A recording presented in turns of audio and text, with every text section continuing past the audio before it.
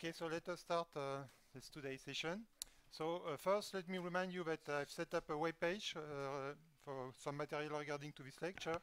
And if you go on that page, I have updated it slightly. First of all, as you may know, there is a video recording of this lecture. So you have a video of yesterday lecture, this YouTube video, which is already available. And I have also updated the notebooks. I have added some SageMath notebooks that are relevant for today's session. And you have the slides of today's here also in this Schwarzschild black hole thing. Okay, but before we start with the Schwarzschild black hole, let us finish the lecture of yesterday. So yesterday was about the general definition of a black hole, the general concept of a black hole. So let's move to this. Okay. So this was what we did yesterday. First, this was a kind of recap of the framework, space-time of general relativity, manifold with metric tensor and so on. And then we started by giving a naive definition of a black hole. A black hole is a region of space-time from which nothing can escape.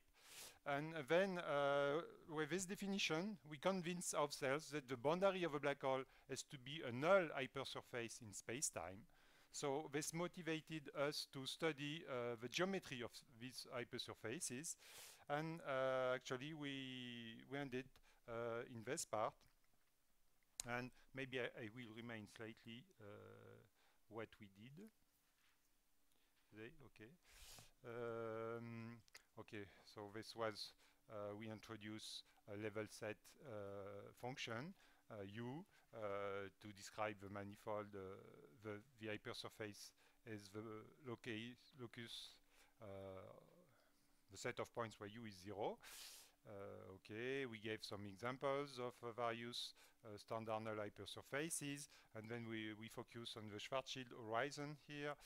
Okay, we derive this important identity, the Frobenius identity. And from this identity, we get the acceleration of the null normal, as we have seen in the previous lecture, the concept of acceleration with the covariant derivative.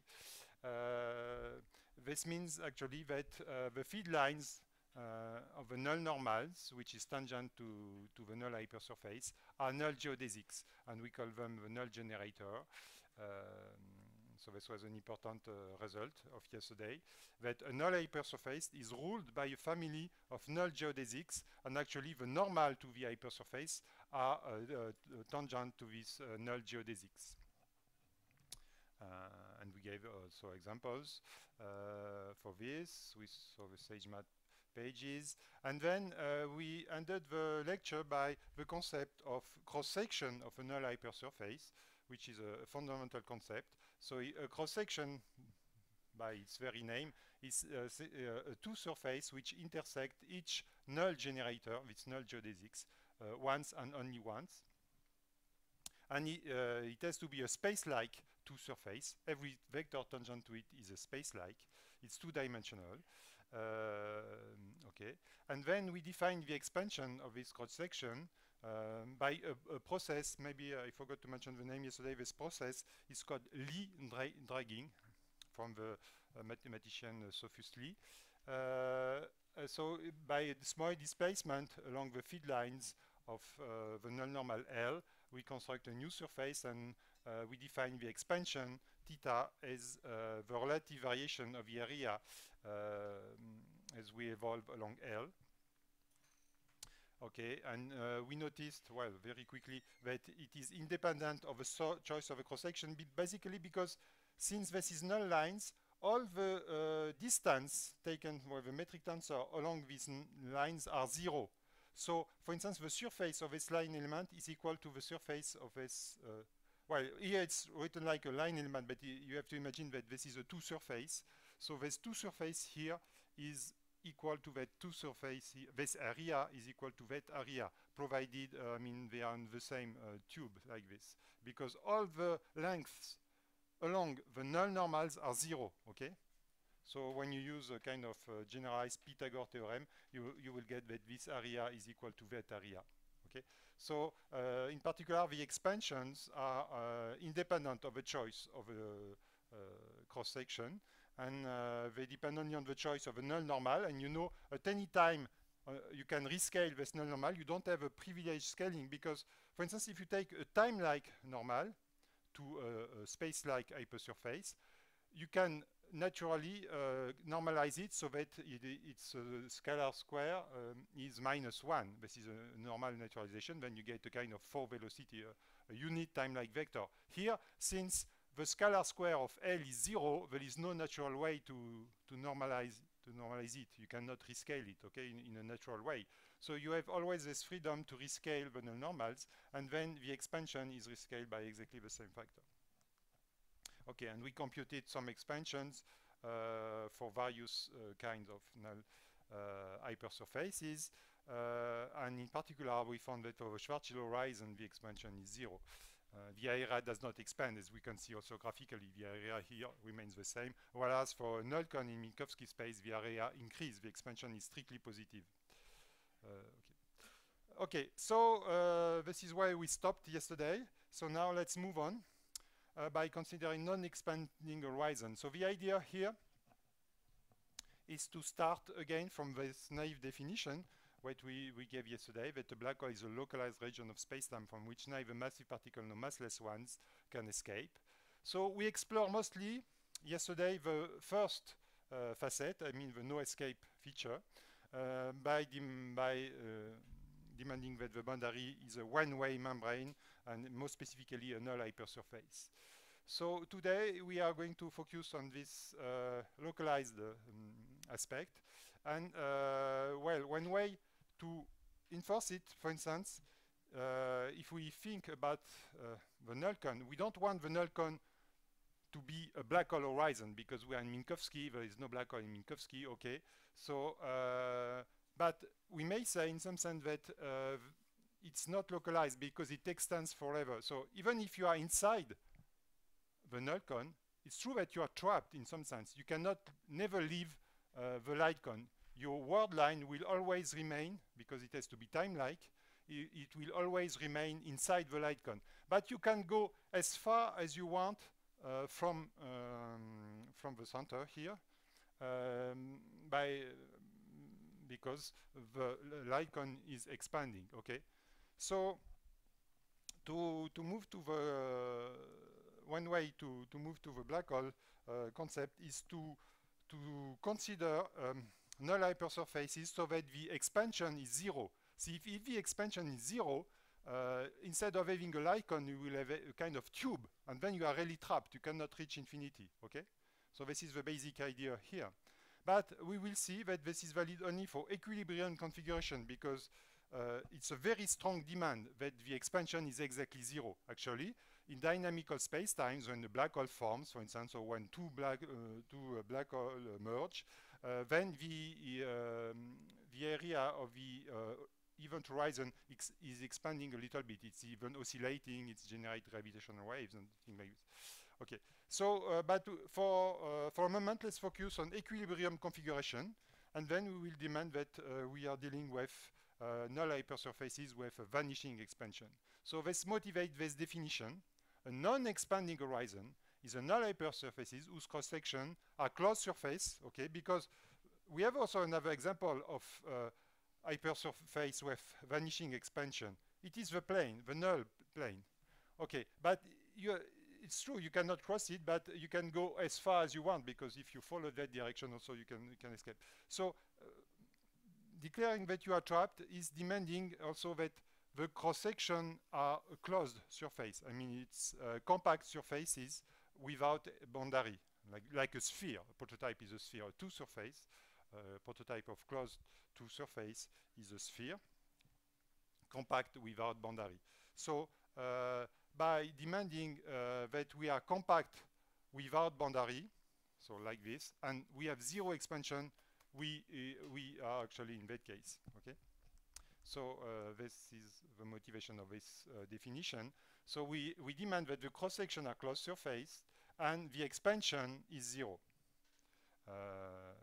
And we may notice that this definition does not depend on the choice of a null normal L, because we have a scaling. So if it is 0 for one L, it will be 0 for L, all null normals. So this is really a definition intrinsic to the hypersurface. It does not depend on any choice of null normal. And we may say then the topology of this object is R. This is the line along the null generator. This is the null geodesics direction, let's say, times the one cross section, which you may imagine is a kind of sphere, compact without any boundary. Okay. Okay, and this is what I just said before.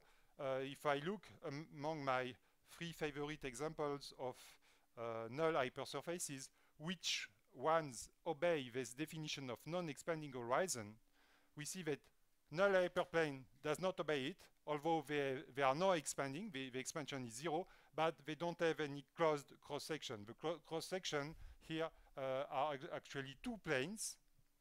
They are drawn as lines here, but if you remember, this has to be three-dimensional, so it's two planes, and they extend further. They are not a closed manifold. Okay, so we may exclude this. This one, we have closed cross-section, it's okay, but the other item is not satisfied, namely, we have a non-zero expansion. As we have seen, we have a strictly positive expansion, so this is not an expanding horizon. But this one, of course, this is a Schwarzschild horizon. It's okay. It has closed cross-section and it's non-expanding. Okay. So we may now focus on this non-expanding horizon and see that we have additional property with respect to generic null hypersurfaces. In particular, for them, the area is independent of the choice of a cross-section. Remember, we noticed that the cross-section, this sphere now, which again, they are drawn here as circles, but you have to think of them in terms of sphere, two-dimensional spheres. And moreover, the metric induced on them by the space-time metric is positive definite, so it's a kind of ordinary metric. Let me maybe make more precise what I mean by induced metric. I have a space-time metric, so I have in my space-time manifold, so G is the space-time metric. And we use it to take scalar product of vectors. And now I have a two surface which is included, this two surface S which is included in my space-time manifold. And I may define the induced metric Q, so it will be the induced metric and denoted by Q, induced metric. Well, it's very simple. I take two vector fields which are tangent to S, to my two surface, and I define the scalar product with Q to be nothing but the scalar product taken with G, because G is a space-time metric, so it can act to any vector, not only the vector tangent to S, but any vector, okay, in M. And simply, I define Q to act only on vector tangent to M. This is definition of Q. So we may write like this, if you want, this is G restricted to S in some sense, or restricted to vector which are tangent to S. This is the concept. And the nice feature of this is that its signature is, I may write it like here, the signature of Q is plus plus, because S is a space-like hypersurface. It means I may find a coordinate system on S so that, well, yes, this Q of UV is simply U1 V1 plus U2 V2. I have a plus here, I have a plus here. Okay? Or locally, I may find also a coordinate system, d square, so that I have this orthogonal with possibly some factor here, some positive factor, alpha square, beta square, thing like this. y1 square and y2 square. I have two coordinates that I call y1, y1, sorry, y2. And then I have this diagonal form. So it looks like a standard dot product, Euclidean dot product in two-dimensional space. On the contrary, of course, the signature of the metric, space-time metric, was minus, plus, plus. It was a Lorentzian signature. Here we have a so-called Riemannian signature. So it's called Riemannian, or also positive definite. In particular, we have such a dot product, no vector except the zero vector has a zero square. Okay, all vectors, for instance, when I take Q VV, is always positive or zero, and it is zero only if V is zero itself. Q VV is zero if and only if V is the zero vector. So we don't have the concept of null vector. Here, with this signature, we have these null vectors, which are zero, of course, so, which are not zero. They are not zero vector. They are null vector, but not zero vector. Okay. It means they are light-like vector. They are tangent to the null cones. So this Q is a kind of ordinary two-dimensional metric. So we have a very nice concept, which is the area of these two surfaces, like the area of a sphere. Well, as you know, the area is given by this formula in generic coordinates. So I take two coordinates, y1, y2, on my two surface. Q is the determinant of the metric component. So I have a 2 by 2 matrix, okay? And then I take the square root here, and I integrate on all the surface, and this defines the area, okay? Maybe I will switch off again the background, okay. When I will switch on when I will use it again.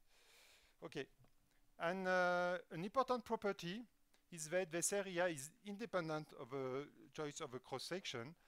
Well, I don't establish it here, but it's in the notes that you can find on the web page. The area, a priori, depends on the choice of S, but if I compute it for S, and the area of S prime will be exactly the same area as for S. So this is an important property. So we may speak about the area of the horizon itself. We don't have to specify the area of S, okay? So the area then becomes a kind of property of the horizon itself, okay? So we may speak, although the horizon is a three-dimensional object, we may speak of its area. It will be the area of any two-dimensional cross-section. It does not depend on which cross-section we choose, okay? In some sense, this is due to the fact that we have one dimension along which the lengths are zero, okay? So although it's three-dimensional, actually the area, it has no volume in some sense. It has only area, it has no volume. This is one way you may see anything. Yes, there was a question?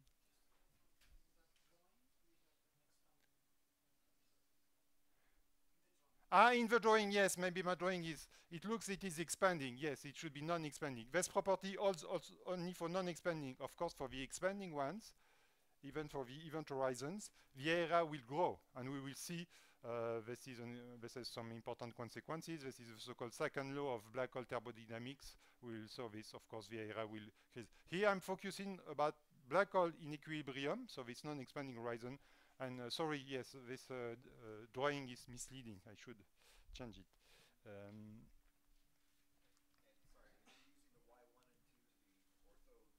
No, generic coordinates on my two surfaces. For instance, it could be, if I have a sphere, it could be theta phi. Well, yeah. Well, for instance, this is generic, but if it is a torus, it could be something else and whatever. Generic. Provided you compute correctly the determinant. We'll see an example just now. By the way, let's compute the area of Schwarzschild horizon. Okay. So let me remind you, we have this Schwarzschild metric. Again, it's not the familiar form because, as we will see, the familiar form, the Schwarzschild, so-called Schwarzschild or Schwarzschild-Drost coordinates, they are singular on the horizon, precisely on the horizon. So it will be bad to use these coordinates to study the horizon because they are singular on it. So we'll see, we may say crazy things. With these coordinates, which are called the so-called Eddington-Finkelstein coordinates, they are perfectly regular on the horizon. As you can see, when r is 2m, you have no divergence. In particular, this is remains finite. This is 0, but it's not a singularity. Okay.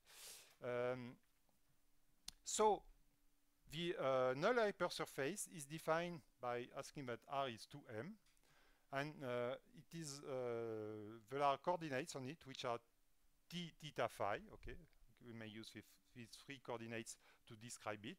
And then the cross-section, we may choose the cross-section of constant t. So for instance, t equals 0 will be that cross-section, t equal 1, and t equal -1 will be that 1. So it is a two-sphere. And as I said, it's quite natural in that case to choose theta phi as the coordinates on this two-sphere. So what is the induced metric? Well, it's very easy because in some sense these coordinates are adapted to this two-sphere because these two-sphere, they are at r equal constant because they are on h. So r is 2m for them. And they are also at t equal constant.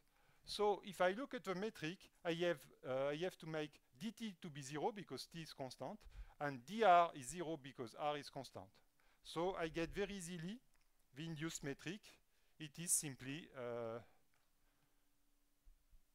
this part where I have specialized r to be 2m. So I have a constant here in front, which is 2m square, the r square, and I have simply the standard spherical element here, d theta square sine square theta. Okay.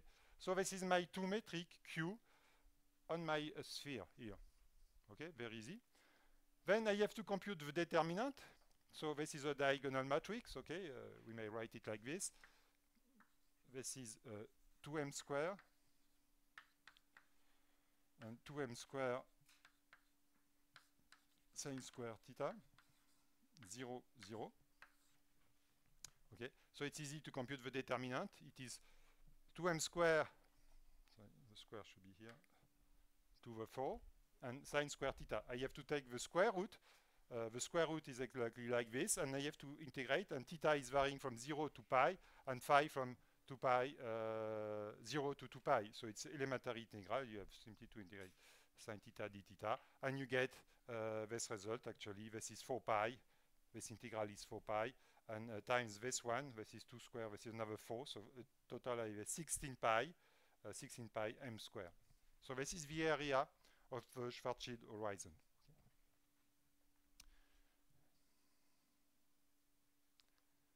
Okay, and yes? Yeah. Yes, yes, you can do this. Could be a good exercises. Take slanted, yes, another area like this by a change of coordinates, and you will get exactly the same number. Yeah. Okay. There is a special kind of non-expanding horizon which is very relevant to black hole in equilibrium. It is the so-called killing horizon. The word killing, maybe you are familiar with it if you have studied general relativity a little bit, is simply to denote killing vector is simply a generator of a symmetric group of space-time, what is called an isometry. So it's a transformation which preserve the metric tensor basically, and there are many spacetimes with symmetries, like spherical symmetric spacetime, like a Schwarzschild spacetime, or stationary spacetime. And in cosmology also you have many spacetime with symmetries. So a generator of these symmetries is a so-called killing vector. It's a vector which is tangent to the lines along which nothing varies. If you move along these lines, you will notice no change in the space-time. The curvature will remain the same and things like this. So this is translated by this mathematical formula, which is the Lie derivative along the generator of the symmetry group of the metric tensor is 0. And as you may know, this is equivalent to demanding that the covariant derivative of the one form associated to the killing vector. So you have to lower the index of the killing vector here with the metric tensor. And this covariant derivative is antisymmetric. In other words, it has to satisfy this equation, which is the so-called killing equation.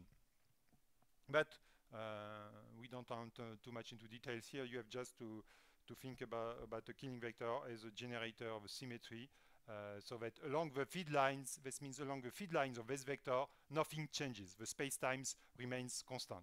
It's a symmetry.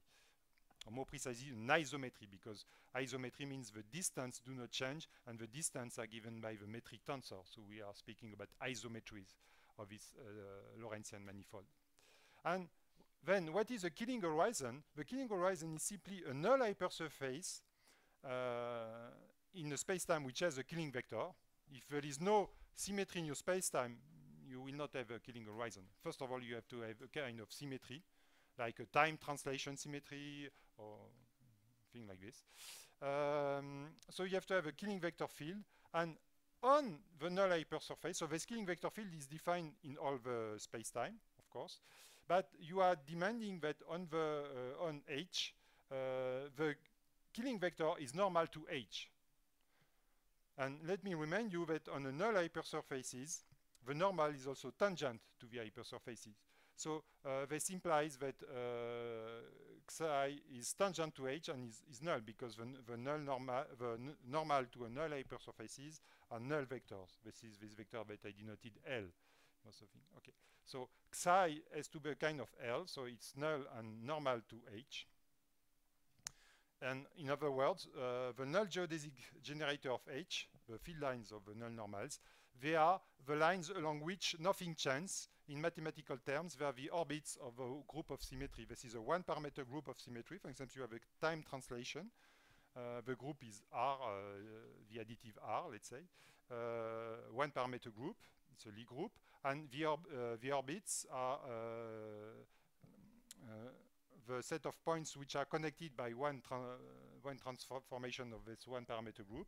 So so this is, they are by definition, they are the feed lines of a generator, and then on H they have to coincide with the null geodesics generator of the horizon. This is a concept of killing horizon. And let's see, before we see an example, we may see that they are non-expanding horizon. They cannot expand this killing horizon, provided they are, yes, we restrict our consideration to killing horizon with close cross-section to be in the black hole framework, because a null hyperplane, for instance, is a killing horizon, null hyperplane in Minkowski, but we are not interested in such trivial objects. We want to consider black hole things.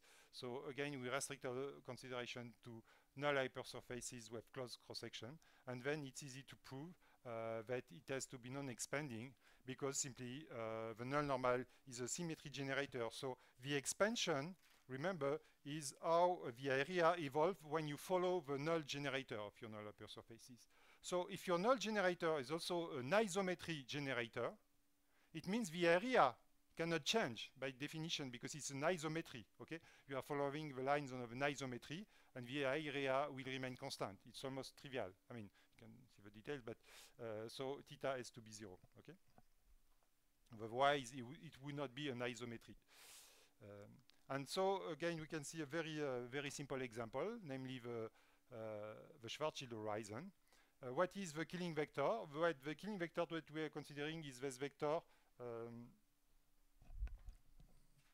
Okay, first I can erase now.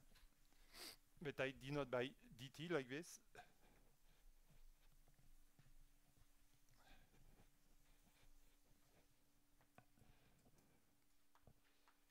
What I denote by dt, it's what maybe mathematician will denote by d by dt like this. It's this vector, this coordinate vector along t. I think this is what Thomas was denoting et in his lecture. No, this e with small here. The vectors, kind of unit vector in the coordinate system where you have t. So this vector is a killing vector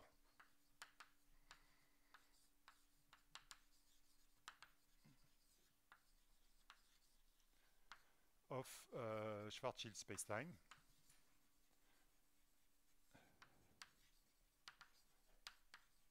Why is it so? Because the metric does not change along it, and we can see this in these coordinates because t is one of the coordinate, and it means the metric component do not depend in t. So if you move forward in time, what time is t, you will see no change in the metric because nothing depends on t here.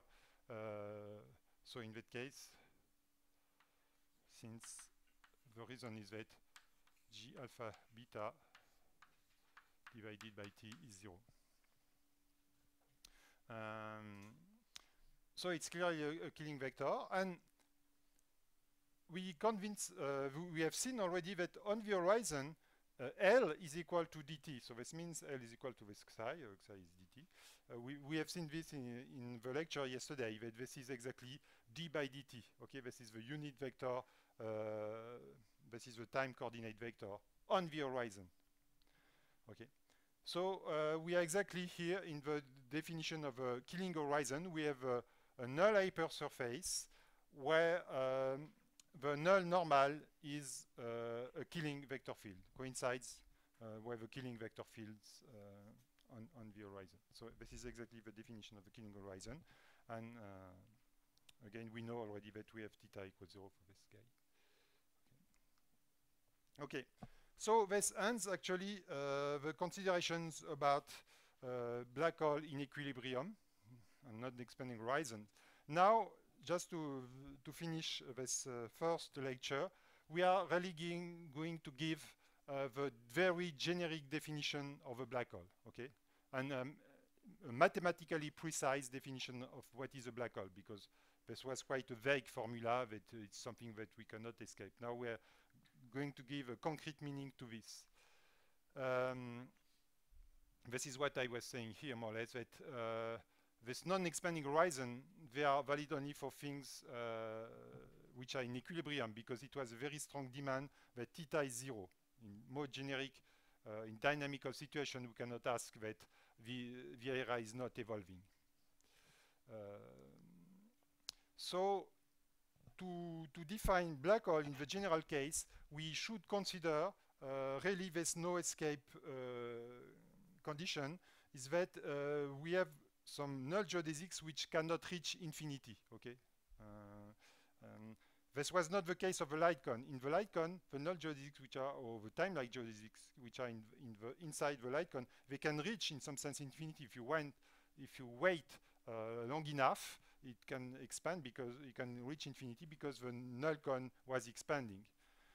So we want to have a definition from which starts from the point of view of infinity, and we will say that which geodesic can reach it and which cannot. This should be. But we have first to define exactly what is this infinity, what it is. It's quite intuitive. You may say, well, this is when r goes to infinity. But remember, in GR, r is a mere coordinate. In general three-dimensional space-time, it has no specific meaning. So maybe it could be only a coordinate artifact when you are saying r goes to infinity. You can have a coordinate which is diverging somewhere at a kind of finite distance, and it's not you are not at infinity. You are simply using a coordinates which diverge. So it will be very difficult in full cases, in full GR, to say this. And I'm going to present the correct way to deal with infinity, which is due to Roger Penrose, invented this in the 60s. It's a so-called conformal completion. So let me explain you on a very simple case. First, to define the infinity of something that we know very well, the Minkowski space. In that case, we know that it is r goes to infinity, but okay. Let's start with Minkowski. So we have a space-time metric of Minkowski, -1 +++1 here in Minkowskian coordinates. To go far away, it's more appropriate to use spherical coordinates because we will have r, okay, instead of x, y, z, okay. So instead of using x, y, z, we use r theta phi, and we use the standard transformation from Cartesian coordinates to spherical coordinates. Then we get this metric element. So it's the same metric, but expressed in different coordinates. So in t, it does not change, but here we have r square, and we have this standard spherical line element. Then to consider the infinity, we have to bring it back. The infinity, by definition, is very, very far away, okay? And so we want to bring it back, and mathematically, at least, a good way to bring it back is to make a transformation so that our t goes to infinity are reached for finite value of some coordinate. So we introduce a kind of compactifier or bonded coordinates, if you want. Instead of using t and r, we will use tau and chi, so that they have a finite range. Okay, chi will be only between 0 and pi, and tau will be actually bounded. Its boundary depends on the value of chi. Okay, and well, we may give some detail, give you a final result. I mean, the thing that we may find. A good way to bring infinity back to finite distance is to use a function like arctangent, for instance. Okay, you know, like arctangent. When if this goes to infinity, this will remain finite. Okay, so you may use this formula, which is not so complicated after all. So you start from TR and you will end up with tau chi. This is the inverse formula. Okay, and then you compute using the law of transformation of tensor applied to the metric tensor. Maybe I will rewrite it here. In some new coordinates, this is this thing in the old coordinates called g mu. Sorry, like this, g mu nu. This is the old coordinates. So you use exactly this transformation law.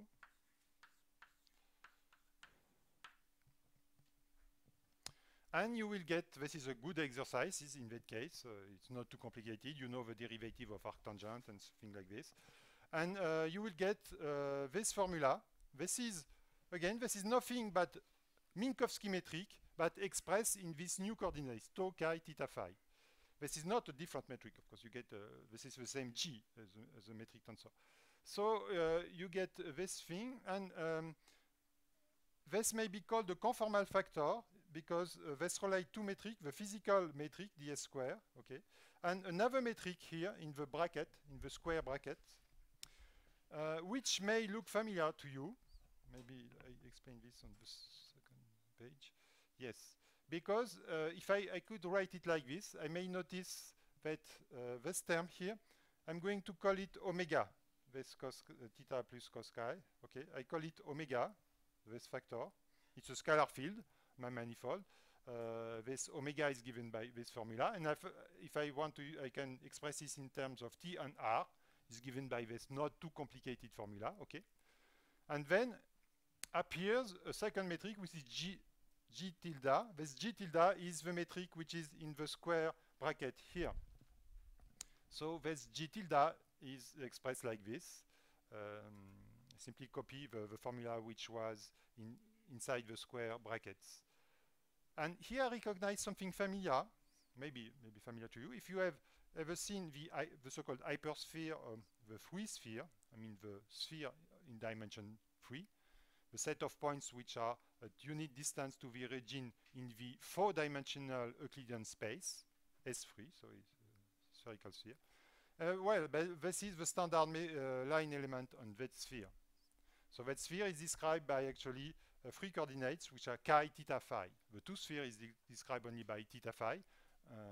So on S2, the spherical coordinates, they are theta, phi, but on S3, they are chi, theta, phi. And you know that theta, phi varies between 0 and 2 pi, and theta between 0 and pi. And on the hyperspheres, you can go to any dimension Sn here. All the angles will, here, the first angles will be between 0 and pi. Only the last one, the phi one, is the so-called azimuthal angle, is between 0 and 2 pi. Okay. So we have such this metric. Here we have tau, and tau with a -1 here. So we may consider a more kind of extended manifold. Here we may consider this manifold that I call E, like Einstein, because it's known as Einstein cylinder. Actually, it was first introduced in the context of general relativity by Einstein to get a static model of the universe. This was the famous issue of the cosmological constant. You remember that Einstein was not satisfied by the original form of his equations because he predicted expanding universe. At that time, there was no observational evidence of the expansion because Hubble has not made this observation yet. So Einstein wanted the universe to be static, and the only solution that he could find a static solution to his equation was to add the famous cosmological constant lambda.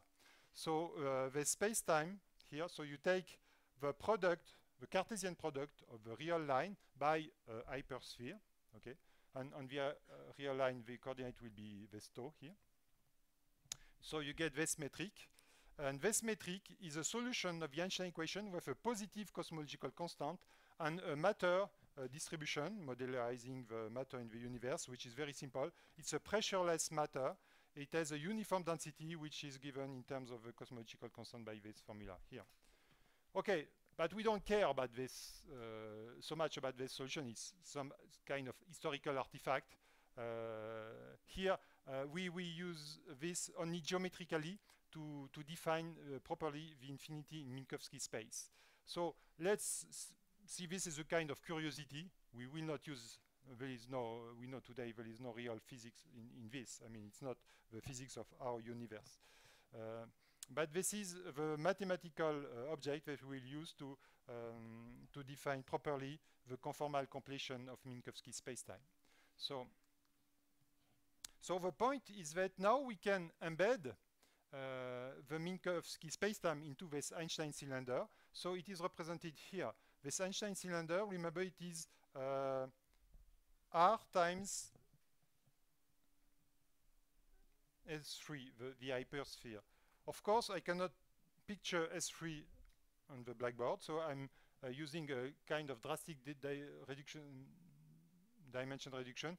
I will picture S1, the circle, so I will represent the hypersphere as a circle, so that R times the circle gives me a cylinder. Okay, it is this gray cylinder here. And the Minkowski spacetime now is a part of cylinder. It's only a part of it because we have bounded tau. Remember, in this change of coordinates, tau has to be bounded like this. So it means it is inside actually a kind of, if you draw this in terms of tau chi, in the space-time diagram with two coordinates, tau is there. It means it has to be inside such a domain here.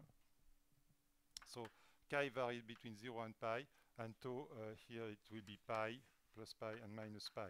So it is this condition. So it's only a part of a space-time, which is the physical space-time, which is inside the Einstein cylinder. Because on the Einstein cylinder, tau varies in all the real line here, okay? So tau varies like this. And I have only a part. And actually here, we have two parts because we draw a circle. So we have phi equals 0 on one side. So let's say this is for phi equals 0. If I have phi equal to pi, this is exactly like if I was making a drawing with spherical coordinates in Euclidean space. I can join phi equal to 0 to phi to pi by going from plus x to minus x, okay? And x is chi here. So I will get a kind of losange, like this, toc, toc, toc. And now, remember, we are not in the Euclidean space, but we are on the sphere S3 here. And on the sphere, these 2 points are the same. So they join together here. This is exactly this point here. So you have this kind of losange, but it has to be here. So this is the embedding, what is called the conformal embedding. It's called conformal embedding because it's conformal here. So the metric of Minkowski is conformal to the metric on the Einstein cylinder, and by this conformal factor that I denoted by omega. So we have this is a so-called conformally related metric. This is a very important concept in general relativity, because when two metrics are related like this, they share the same null cons. Why? Because if a pair of vectors has a zero norm with respect to G, then it will, because this is a positive number, it will be zero also with respect to G tilde. So the null cons of two metrics which are conformally related are the same. But that's all. I mean, if you think about the proper times, which are the distance along the time-like curves, they are not the same because they will differ by a factor omega square, okay? Or square root of it, so omega simply. So you will have a shrink in the proper times, but the null cons will remain the same. So this is a so-called conformal transformation. So this is what we have here. And we see that we have, not only we have a conformal transformation, but also the space-time manifold, the physical one, is only a part of a full Einstein cylinder. It is this restricted part here. And on this part, we have various regions which have a boundary. Now we see that our Minkowski space, because of this arctangent transformation actually, is bring back to finite distance on this cylinder. And its boundary are well shown here. And there are different hypersurfaces. They are like lines on this diagram, but if I add the two missing dimensions, they are hypersurfaces, and they are, I may call them Scri plus. One is called Scri plus, the other one is called Scri minus, and then I have points. There's I naught point, and there's I minus point, and there's I plus points. They are really point. Even if you restore the other dimensions, they are really point. Okay. And then, okay, but these boundaries, they are not part of a physical space-time. They are outside the physical space-time. They are in the embedding space, which is the Einstein cylinder. You have to keep this in mind. The Scri plus is not part of a space-time. It is outside the space-time. It's the boundary. Okay. And this is the more or less what I've drawn here, this diagram here. So I have this boundary, which is called the future null infinity. And this is the past null infinity, this Scri minus here, and you have various points here. Yes?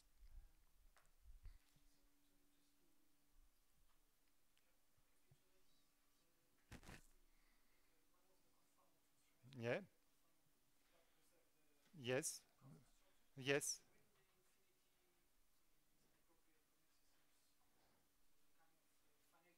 Yes?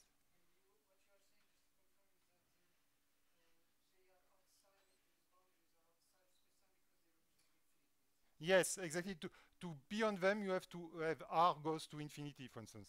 R never be infinity, always asymptotically. And you can see this on this representation here because you have various lines. The red ones are the lines R equal constant. So for instance, R equal 0 will be that one. And then you have R equal 1, R equal 2, and so on in some units. And the gray ones are the T equal constant, the T of Minkowski time. So this is T equals 0, this is T equal 1, T equal 2, T equal 3, and so on and so forth. And you see that asymptotically, this R equal constant, they reach this point I naught if you increase R by keeping T fixed. If you go along this direction, you increase both T and R, and you go to Scri plus. And here, but only asymptotically, okay? You can see now the conformal structure is that the nice thing is that the null cons are the same, and you can see this graphically because it's very easy in Minkowski space to draw the null cons. Okay, there are 45-degree lines. They are like this. So this is more precisely here. What is drawn is the null radial geodesics. So this is the incoming geodesics, and this is the outgoing geodesics in dotted lines. Okay, and now if I draw the same geodesic on this new coordinates tau chi, I get the same straight lines, although the transformation is quite complicated. Why is it so? We can see this on the metric already, because the null geodesics, they are giving the radial ones, they are theta phi equal constant, so this is 0. And if I want this to be 0, I have exactly d tau is plus or minus d chi. So it's straight 45-degree lines in this tau chi coordinate as well. Okay. So this is why it is straight lines. But the difference is the shrinking, because here I am uniform sampling. Here it's exactly the same ones which are drawn, but here you see that the sampling does not look uniform. So it's uniform in TR. It's no longer uniform here because it will accumulate, and you have a kind of space, but actually it goes to that part here. Okay. So this Scri plus, if you think about it, if you look at the dashed, I should have put some arrows maybe because to indicate the future direction. If you look at a photon which starts from the center of the coordinate system, Minkowski coordinate system here, r equals 0, then it will reach Scri plus. Well, it will never reach actually because it's outside the space-time, but it will tend to Scri plus. So from the embedding spacetime point of view, Scri plus is the way where the future directed null geodesics of Minkowski space terminate. And for this reason, we call it the future null infinity. Similarly, Scri minus is the location where all the incoming null geodesics, the solid lines one, originate. They're all originating from this region. So this is when the affine parameter is minus infinity, for instance. Lambda is minus infinity, and goes like this. Okay. Yes. The word you're saying is Scri. Scri. Sorry, I should. Yes, I should have explained this. Of course, it's not obvious because this is script I, and it has been contracted the script I to Scri. It's I don't think it's a proper English word, but it's a very common word in the GR literature. Everybody is saying Scri for script I because this is the notation. Okay, so we say Scri plus because it's this part one.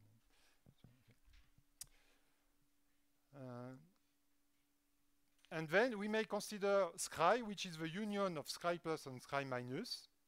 And then we may consider a new manifold, which is mathematically speaking a manifold with boundary. So we include the boundary in the space-time manifold. I insisted that a priori it's not part of a manifold because it's only for r equal infinity, which never happens, or t equal infinity. And but it will be part of this manifold M tilde. So it's a manifold with boundary. And if you want a 3D view of it, it is exactly this manifold, and you include the boundary, okay? But you don't include these points, because at this point, mathematically, this is not a manifold, because you have a crossing like this. It's not like R3 here. It's something quite weird. But if you exclude these points, then you recover that it's locally like R3. It's a R4. It's a 4-dimensional manifold. So you consider this manifold, and this boundary is Scri, and the two metric, the physical metric, Minkowski metric and the G tilde, are related by a conformal transformation, as we have seen, and moreover, this conformal factor vanishes on the boundary. We can have seen this more precisely from the definition here. If you think about it, this vanishes on the boundary when chi is pi minus tau. We have this on the boundary because this was, for instance, this line here. This is tau is equal to pi minus chi. Okay, and when I take cos tau plus cos chi, so this is my omega. I have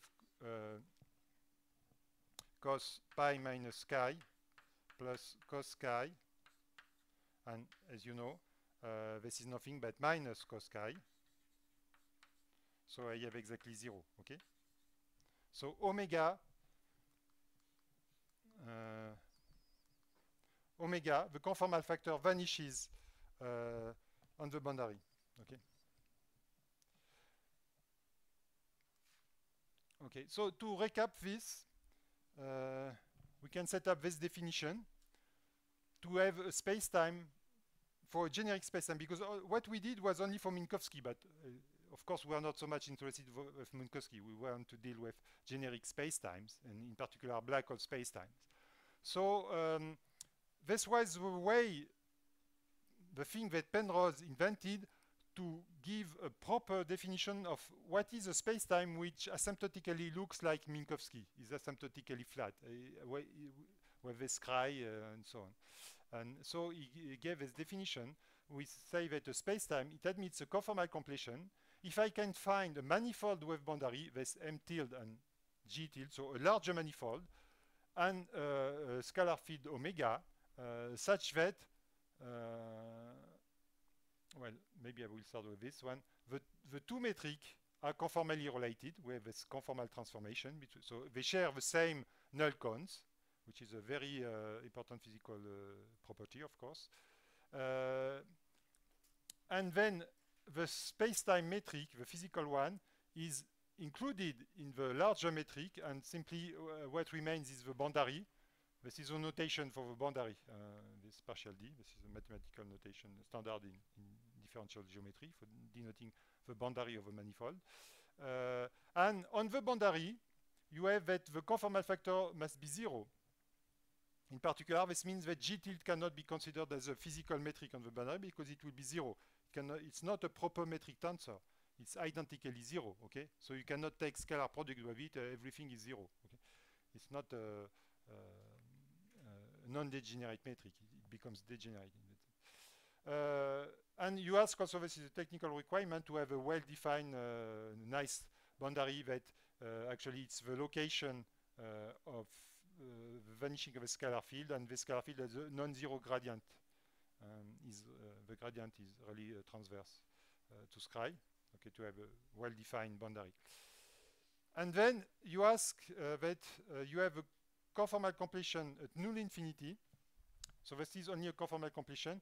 If you can decompose the boundary into two parts, a Scri plus and a Scri minus, in the very same way as you have for Minkowski, namely Scri plus cannot be intersected by any path-directed time-like curve. This is what we had here. If we look at Scri plus, all the path-directed time-like curve, they cannot intersect Scri plus. Okay. And the same thing for Scri minus. Then we will call Scri plus the future null infinity, exactly as in Minkowski, and Scri minus the past null infinity. So given this definition, so this means to have a spacetime which has a proper infinity in some sense, we may come at last we should say, to the definition of a black hole. Maybe there should have been maybe the first slide of a lecture, because what is a black hole? This is what is a black hole. This is the rigorous definition of a black hole. And so the definition is like this. Consider a space-time with a conformal completion at null infinity. It means a space-time with a proper Scri plus and Scri minus. Okay. And moreover, I will give more details later, but we have a kind of technical prescription that the Scri plus is complete. But forget about this for a minute. Then we may define the black hole region by looking at the so-called causal past of a Scri plus. What is the causal past? Well, you may figure out by yourself if you don't know, if you have never seen this word already. By causal past, it means the set of points that can be reached from Scri plus by a path-directed causal curve. By causal curve, of course, we mean a null or time-like curve, not a space-like curve. Okay, something which can be followed by ordinary particle. Okay, and so if you can join a point to Scri plus by such a curve, such a causal curve, we may say you are in the causal past. In the past, because it's the past of Scri plus. Okay.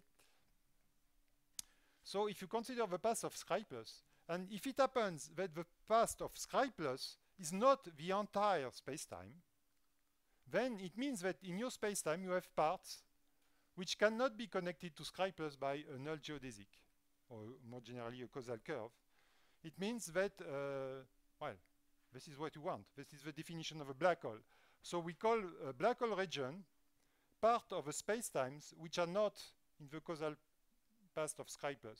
Look, you have a technicality here. You have this intersection with the spacetime manifold itself because the causal path of Scri+ includes Scri+ itself, which is not part of the spacetime. So we take only the part which is in the spacetimes. This is why I put this intersection here. And then I take the complement, which is denoted, you know, by this anti-slash here, complement of this set. And if this complement is non-zero, it could be that it is zero, like in Minkowski space, for instance, because in Minkowski space, okay, if you look at the causal path of Scri+, well, actually, you see that every point can be joined to Scri+ by a future null geodesic. Okay, so the causal path is the anti-spacetime. So the black hole region is the empty set. You don't have any black hole in Minkowski, which is fortunate. I mean, for the definition at least. Okay, so this is it. This is our definition of a black hole, and of course the boundary of this. Generically, this is a 4-dimensional manifold. The boundary is a 3-dimensional manifold, which is called the future event horizon. And let me just comment now. So this was to say that in Minkowski, we have the causal path is the entire manifold, so we don't have any black hole. And let me comment on this technicality, asking that Scri+ is complete. This technicality is simply to avoid some spurious definition of black hole like this one. Again, take the Minkowski space, okay, as it is drawn here, and perform a conformal completion by taking not the whole Scri+, but only a finite part of it. You are allowed to do this. You take this defines the manifold wave boundary. This is the boundary will be only this part of Scri+, not the whole Scri+. Then you will find, by construction, let's say, that the causal path of this Scri+ is not the entire spacetime. So you would say, you would conclude, oh, I have a black hole in Minkowski spacetime. This is completely artificial because you take only a limited part of the Scri+. So this is why we ask that it is complete. And in technical terms, being complete when it is a null hypersurface as it is here, it is simply saying that the null geodesics should be complete. You know, on geodesics, you have special parameters, the so-called affine parameters, in terms of which you can write the standard geodesic equations. And you ask that this affine parameter, they go from -infinity to +infinity. They don't stop at some value like this. Here you would have lambda start to -infinity and stop to lambda equal 2, let's say, and that's all. This is quite artificial. Lambda should continue to +infinity, which is here. Okay, so but this is a technicality if you want to avoid such spurious black hole. So with this definition, now we are convinced, well, we are more or less convinced that we capture all the black holes, what we want to call black hole in our universe, or other universe, possibly. Yes?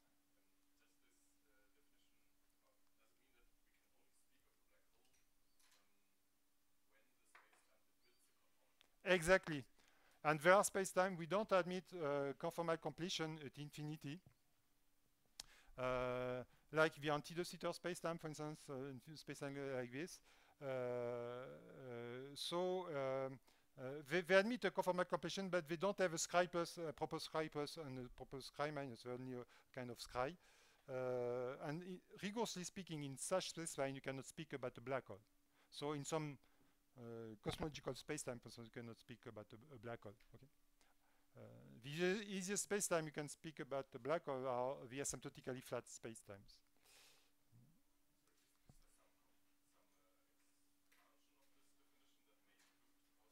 You may have quasi-local definition, then because here it's a very global definition. This is one comment that we should make about this object, is that to define it properly, you need to know all the entire manifold. It means all the future of the space-time, because to decide whether a geodesic can reach this or not, you have to follow it. So it's a very, very global definition, which is quite unusual for a physical object. Usually, we are dealing with local things, quasi-local things. So this has motivated the so-called quasi-local definition of black holes, but they have also some drawback, like non-uniqueness of the boundary, for instance. I will probably, if I have time, make a short introduction to this quasi-local definition, quasi-local approach of black holes, which is based on the concept of trapping horizon or dynamical horizon. And they don't have this, they can be defined in any kind of universe. They don't rely on the scri plus and scri minus. Yes? Yes. It's very generic. We don't assume that the space-time is stationary, that it has a killing vector. There is no killing vector, no symmetry. Notice. Notice also there is no mention of dimension. This, of course, I put myself, restricting myself to the 4-dimensional standard space-time, but you could apply this definition in dimension 5 or 10 or whatever. Okay, it's also provide. Yes, in some sense, yeah, yes, this is kind of notation. And now let's say, now that we have a proper rigorous definition of a black hole, we may give some generic property of a black hole, whatever the dimension, whatever the symmetries, based simply on this definition. And these properties have been mostly established by Penrose himself and Hawking as well. First property is that it's an achronal set. It means the boundary of this black hole, as they are defined. Well, actually, generically, they will be null hypersurfaces, but in case they are not differentiable, actually, they are always achronal. It means you cannot join 2 points by a time-like curve. And also another property is that even if it is not smooth, and it may happen when the black hole is forming, actually, there is a kind of, we will see some examples, but there is a kind of kink point. It's not differentiable. It's only a topological manifold, but it has to be dimension free. It's necessary. And the most important property, which is illustrated here by this numerical computation, for instance, is the property established by Penrose in '68, is that the event horizon, even when it is not smooth null hypersurfaces, is always ruled by a family of null geodesics. So here, first of all, maybe I should comment on this. It's a numerical computation of numerical relativity. It's very old. So in these days, in the 90s, people were not capable to compute the merger of orbiting black holes as they occur in nature and are now detected by gravitational wave detectors. They were capable only to compute the head-on collision of two black holes. Okay, so they computed by numerical relativity the head-on collision. So this is the lines. This is a space-time diagram of this head-on collision. So you have two black holes coming here, and so this is the time evolution. So the two black holes are merging, and then they form a single black hole. And the fact that you have the impression that the area is shrinking here, it's a coordinate artifact. The actual area remains constant after a while. It is increasing and it remains constant. And then, in a posteriori computation, once they've evolved from initial data, here the space-time, they could compute the geodesics by back tracing, by going back in time, the geodesics, the null generator of this null hypersurface. And you see when you go back in time, the geodesics leave the object, and because they continue like this. And this is a, yes, this is it. But what Penrose theorem is saying that these geodesics, either they lie entirely into the black hole, for instance, this one, because you start from two pre-existing black holes, maybe they existed forever, and they just had a head-on merger. So you have a generator of these black holes, of each black hole, so they were on the black hole already. But you have new ones here, which, because they are merging, they enter at this point the black hole region. And once they entered it, they always stay on it. So a null geodesics can enter a black hole horizon, I mean, and then it will stick on it in some sense. It can never, never, never leave it. So this is this point here. And these geodesics, they don't terminate in the future. They have no endpoint. It means they affine parameter goes forever to plus infinity. Okay. And through each point, there is exactly one geodesics which goes through, okay, like in this example here. So this is what is meant by ruled, is ruled by a family of null geodesics. You have generically, except at these entry points, where you may have two geodesics, but outside the entry points, when you're in more regular part like this, you have exactly one geodesic going through this point. And the final property that I mentioned already is whenever it is smooth in all this part, not in this part because here you have a kind of shrinking of whenever it is smooth, the event horizon is a null hypersurface. This was the very motivation of studying null hypersurfaces as boundaries in space-time that we did in all this lecture. Okay, so this is the end for this first lecture of yesterday. Now let's move on to today. We are playing with time in some sense. Maybe first a few questions, if you have any question on this part. Yes?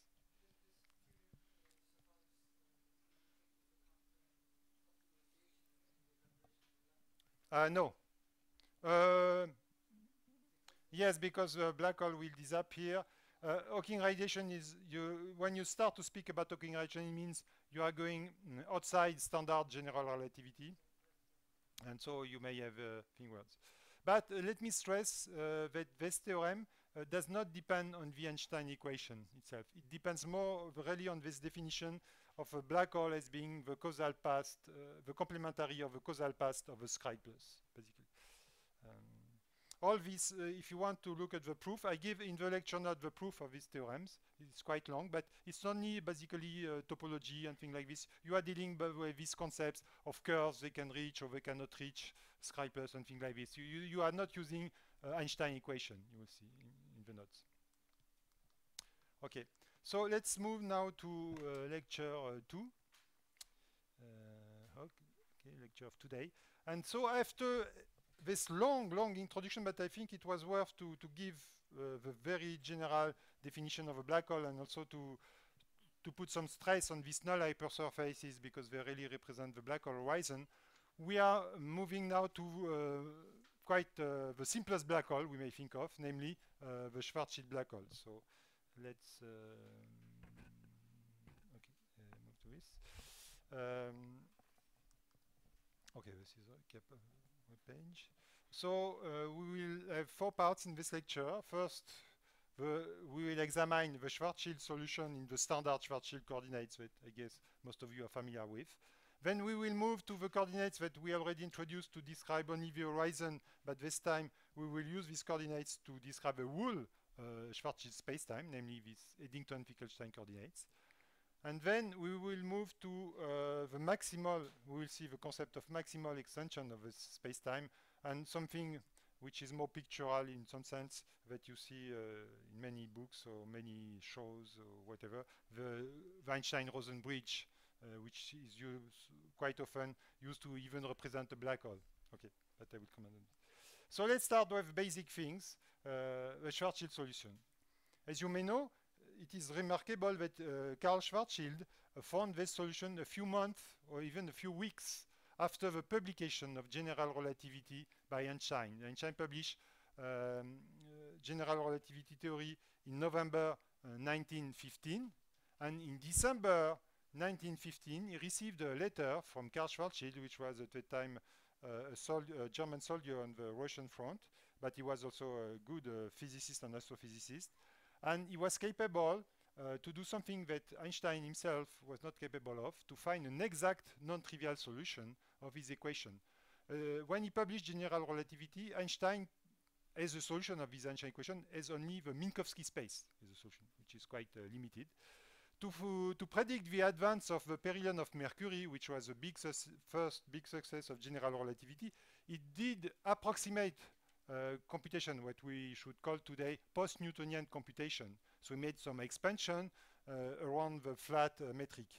And it turns out that Schwarzschild was fortunate enough and clever enough probably to find an exact solution without any approximation. Well, there are some assumptions like spherical symmetry, but there is no approximation. It's not an expansion, a post-Newtonian expansion. It's an exact solution of the Einstein equation. And Einstein immediately recognized that it was a very nice piece of work, and he replied to Schwarzschild, "I'm very pleased to."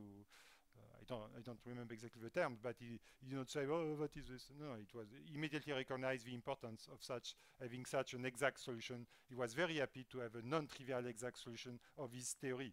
And this solution is written here. And usually in textbooks or in introductory things, we present the solution like this.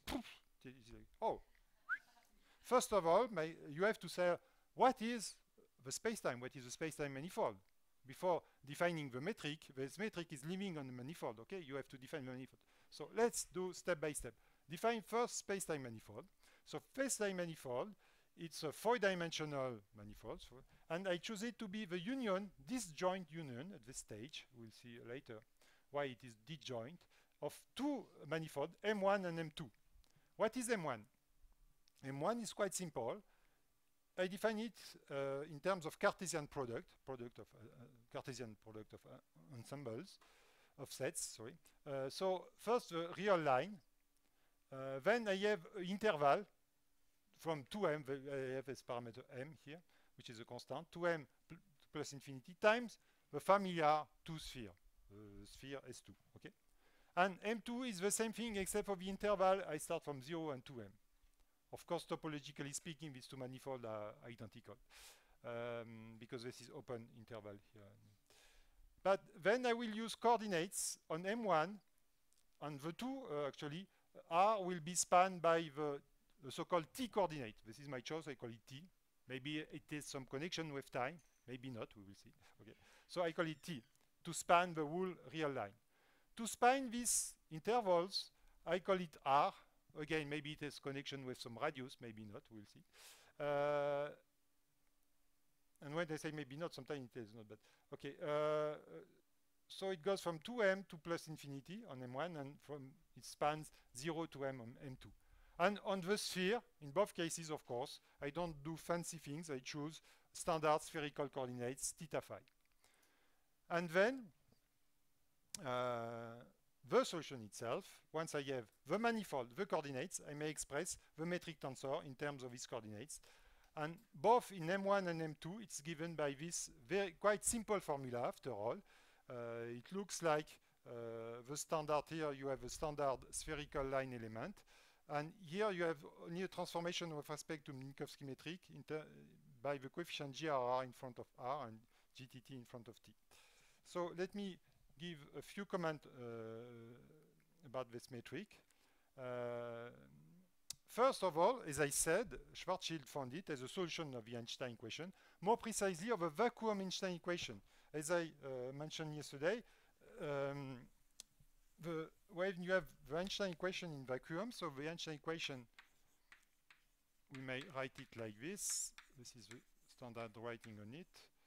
And here we have 8 pi T alpha beta. When we are in vacuum, it means we have no matter, so we have 0 here. But since R is nothing but the trace of a Ricci tensor, so it is this guy here. If I take the trace of this equation, I will end with R, this is the trace of this, minus 1/2, this is R itself. This is the trace of G, and I guess as Thomas stressed yesterday, it is 4, it is not 1 or something like this. So it is 4 and 0. And so I get that this implies that R is 0. So the scalar curvature is 0 in vacuum. So if I plug this again to the Einstein equation, I get that R alpha beta itself is 0. So it's simply Ricci, what I note Ric here, it's like Ricci. Ricci of G is 0. So this is solution that we found. Okay. Sorry? So this is minus 2. So here, this will give R minus 2R is equal to 0. So minus R is 0. And the last step, I'll let you finish. Okay. Exercise for tomorrow. Okay. No, but you're right. I mean, we should go slowly with these things because we can very easily make a mistake with a signature and things like this. Okay, so it's a solution. Another constatation that we may make is that it is spherically symmetric.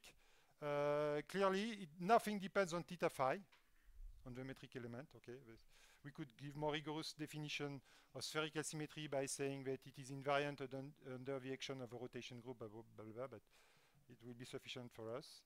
And another symmetry that it is, not only it is spherical symmetric, but it is also static. What does this mean? First, this means that we have a time translation symmetry, as we noticed already. Nothing depends on t in the metric coefficient. So d by dt is a Killing vector. We may give it a name because it will appear everywhere in the study of the Schwarzschild metric. So we call it psi as a vector field. Psi is a Killing vector. And so by itself, saying that we have a time-like Killing vector, well, it's time-like only in M1. It's the very definition of stationarity. And now we have something stronger than stationarity. It is not only it is stationary, but it is static. So just to comment on this, can you give me rapidly the difference between static and stationary? In general, in physics, I mean, not necessarily in the context of general relativity. Sorry? Well, no time dependence is stationary. But what is static then? It is stronger than static. Yes, this could be a definition, but more related to what static itself is that you don't have any movement, any motion. It's a kind of, for instance, in fluid dynamics, a static flow will be a flow with respect to zero with respect to your lab. Okay, not only the flow, whereas a stationary flow would mean that the velocity does not change in time, but it is not zero. Okay, so stationary is more general than static. And in the space-time case, maybe it's more difficult to speak about the velocity of a space-time thing like this. It would be quite tricky. But believe me, we have a definition of staticity that it is asking that first it is stationary, so I have a Killing vector. And moreover, this Killing vector, which is time-like, it has to be orthogonal to the surface t equal constant. So in my space-time, I have a surface t equal constant. I have my Killing vector psi, which is time-like, so it is orthogonal. It is time-like, and I am asking that it is orthogonal to this surface, orthogonal with respect to G, of course, to the metric tensor.